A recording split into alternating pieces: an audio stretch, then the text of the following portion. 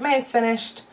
I read a lot of books in May. Specifically, I read 19 books, 5 of which were DNFs. Let's talk about it. This is going to be another whistle-stop tour because I'm not talking about 19 books in detail. We'll be here forever, and my battery is on 1 bar, so that's not happening. Let's talk about the DNFs. First one I DNF'd was Fevered Star by Rebecca Roanhorse.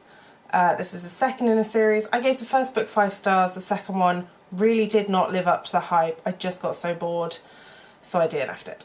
Second one was All Systems Red by Martha Wells. This is the first in the Murderbot series. Lots of people rave about this book. I was listening to it on audiobook, maybe that made a difference, but I just wasn't interested. I didn't think it lived up to the hype, and I had other things I wanted to read, so I DNF'd it. Then I started Babel. Again, another really hyped book that was just so boring. I know people said it was pretentious. I didn't think it was going to be that pretentious. The etymology stuff I found really interesting. I like languages. I liked learning about the translation aspects, but I think I would have rather have read an academic textbook on the subject that she had written rather than her attempts to wind that into a story where the characters just weren't interesting and they made peculiar choices and it just wasn't enjoyable to read. I DNF'd this about 300 pages into the book. Then I tried to read Killers of a Certain Age. I was looking forward to this as well. Again, it was another hyped book that I just didn't find very interesting. I don't think the characters made realistic choices. I think the book skipped over parts of the story that would have been difficult to explain, so they just time skipped instead of trying to talk it out. I realise it's a spy novel and it's not meant to be realistic, but it was trying to be realistic and I don't think it was doing a good job of that. So I DNF'd it. And then The Subtle Art of Not Giving a Fuck, I made it about a minute into this audiobook before I realised it was just going to be this incredibly patronising man telling me things. And I don't have any patience for that, so I DNF'd it. There we go. So on to the 3 stars.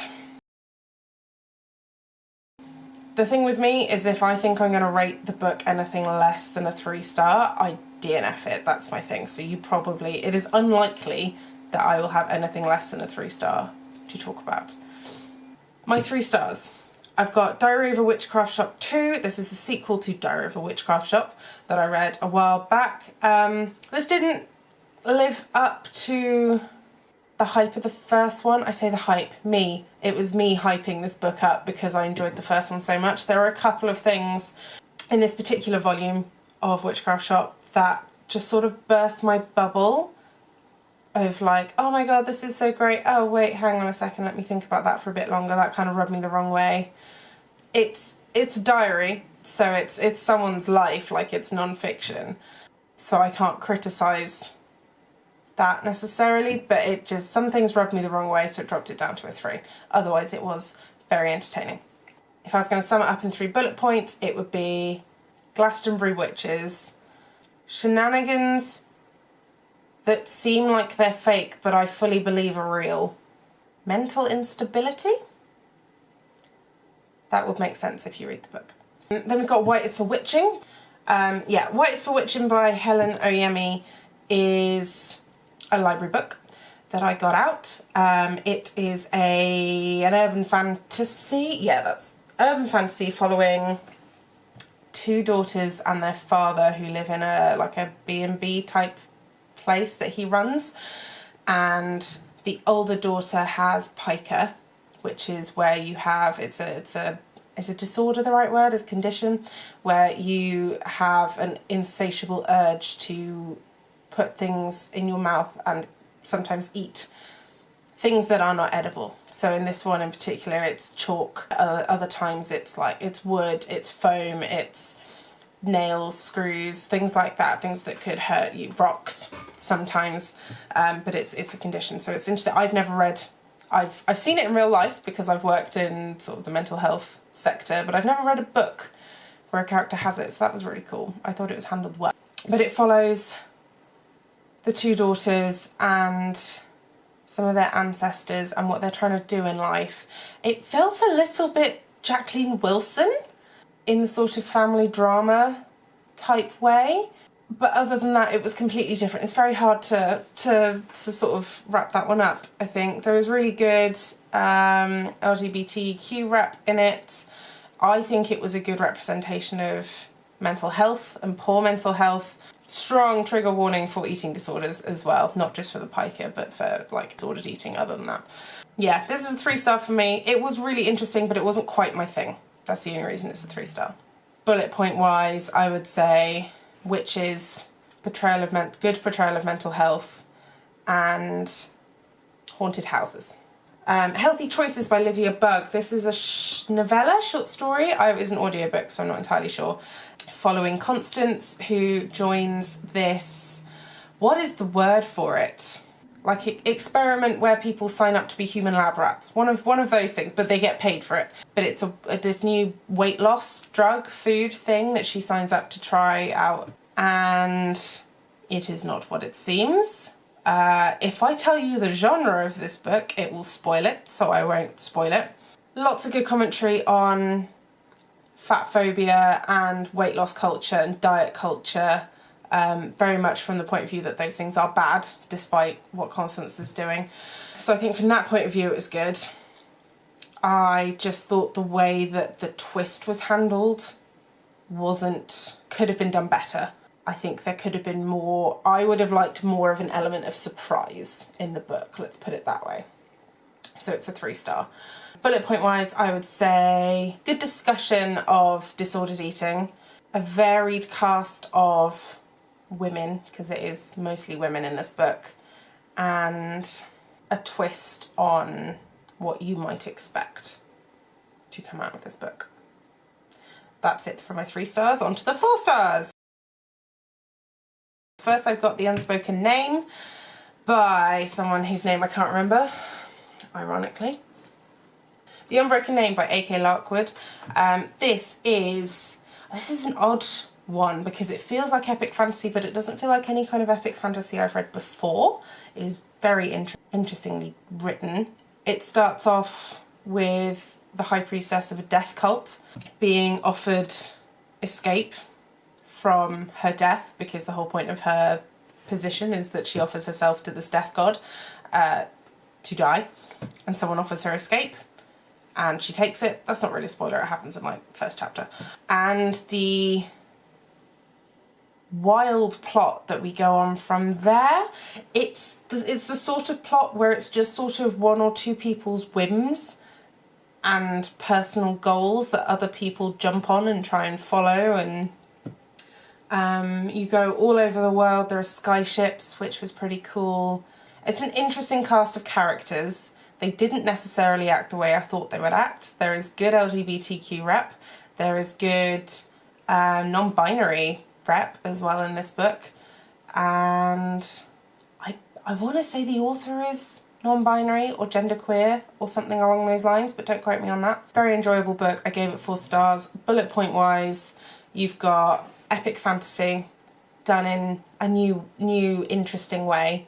You've got great representation, both in terms of LGBTQ plus stuff and in terms of race and disability. Thirdly, I would say heists. There are some good heists in this book. Next we have Hidden Pictures, which is a thriller, horror, mystery, all of the above, one of those. It's about a girl who is an addict who has gone through the programme, and she's got a job as a nanny for this couple and their young son. And this young son likes to draw, and then he starts to draw these disturbing pictures, which are included in the book, like illustrated in the book, which just made it that much creepier. I used to be a nanny, so I liked that aspect of this book. I thought the twist at the end I absolutely did not see coming. It was one of those books where you know there's a twist coming and you think you know what it's going to be, but it absolutely was not that. So if you like thrillers of any kind, I would recommend this book. Bullet point wise, you've got, I would say it falls under the haunted house category. Weird family dynamics, general mystery, really. Then I read No Exit, which is about a girl on her way home to see her dying mother, who she hasn't got a great relationship with. And there's a massive snowstorm and she gets stuck at a rest stop on the side of the road. When she's outside, she sees a hand in the window of one of the vans that is there, and she discovers a child that has been abducted, and it all unfolds from there. It's like locked door mystery isn't the right word, but there's only like 6 characters in the book, and one of them has to have done it, and she's trying to work out who it is and what's going on. It is tense, it is incredibly twisty, and there's just so much suspense. I can't think of another bullet point, but yeah, that. Then I read When Women Were Dragons. This is about a mass dragoning that happens in 1955, where a bunch of women just spontaneously turned into dragons and flew away, and then the aftermath of that. I can't really say more without spoiling it, but if you like incredibly feminist books, historical fiction, because it is set in the 50s, and coming of age stories, you will enjoy this book. Then I read Silver Under Nightfall, which I didn't realise was Castlevania fanfic, essentially, until I read it. Don't get me wrong, the characters are all different, but it's set heavily, heavily inspired by Castlevania. And once you get on board with that, it's just so good. There's great polyamory rep, there's great LGBTQ plus rep, there's great non-binary rep. I believe the author is also non-binary, or a similar term. It's vampires and zombies, essentially. So if you like vampires, zombies, and polyamorous smut, you're gonna like this book. It was a 4-star, it was really well written. It's really big, but it's really well written. Then I listened to Roses and Rot by Kat Howard. This is about 2 sisters with an abusive mother who both go to this prestigious art camp for adults, where the whole point is they go there for 9 months and they are there to work on their art. So one of them's a dancer, one of them's a writer. I do like reading about characters who are writers. I think that's really interesting from like a writing standpoint and how the author writes about writing. It's listed as a horror, and I see why. It's low-level horror, and it involves the Fae, and I won't tell you more than that. But if you like the arty cultural side of fairies, haunted houses, and urban fantasy, you will like this book. It was a 4-star from me. Then I also read Binti by Nnedi Okorafor. This is a short story about a woman who travels from Earth, is travelling to university, but her travel gets, the creature that she's flying on, gets hijacked by, I've forgotten the word, a race of aliens, essentially, that are known to be quite aggressive and don't like humans or other creatures very much. I won't spoil it, but there is heavy emphasis on her heritage and her culture. It talks a lot about her ochizo, which is like the red clay that she puts on her skin which is part of her culture to wash, and I think a little bit for beauty as well. But it's all about the dynamics between different races and how you can get along and how you can find similarities between different cultures. It's science fiction, and it's told from the point of a black protagonist, and it talks a lot about the black experience, but through the vessel of sci-fi, if that makes sense. My battery died, so I changed and went to the library. Hence the change. Binti was incredibly well written, and it's a 4-star from me. On to the 5s. I have 3 5-stars. The first one is Saint Death's Daughter. I'm going to go into more detail about this book in its own video, so I'm not going to say much here, apart from if you like the Addams Family, necromancers, and irreverent slapstick comedy. It's not even that slapstick. Found family. Let's just say found family. You will love this book. It's quite chunky, but it's very good, and I highly recommend it. It's an epic fantasy about a necromancer family and the parents die and the two sisters are left, and they've got to work out what they're going to do to pay off their debts to a banking. There's incredible names, there's cool bird magic, there's a lot of necromancy, and it's just very heartwarming and I like it a lot. Then my next 5-star was Shadow of the Gods by John Gwynne. This is the first in a trilogy, I believe. It's epic Norse-inspired fantasy. It's incredibly well written. You follow 3 different characters that kind of thread through each other.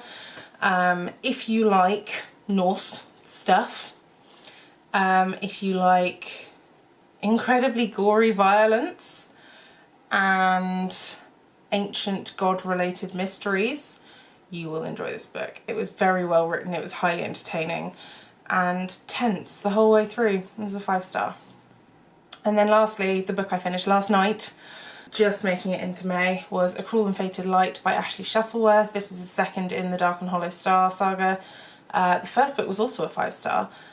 This was very, very good. I thought it was going to be a 4-star because the beginning is quite slow, but there is such an onslaught of reveals and twists and things that you didn't see coming in the last quarter of the book. It is so hard not to rate this a 5-star. So I did. It is urban fantasy set in Toronto and Nevada, respectively, and it involves Fae courts and Furies and Titans and Immortals, and there's this huge overarching plot that is slowly coming into fruition in this second book. There's incredible representation in this book. I loved it. All the characters are so down to earth and realistic and human. Altogether, 5 stars. I would recommend all of these books apart from the DNFs. And yeah, that was all the books I started in May.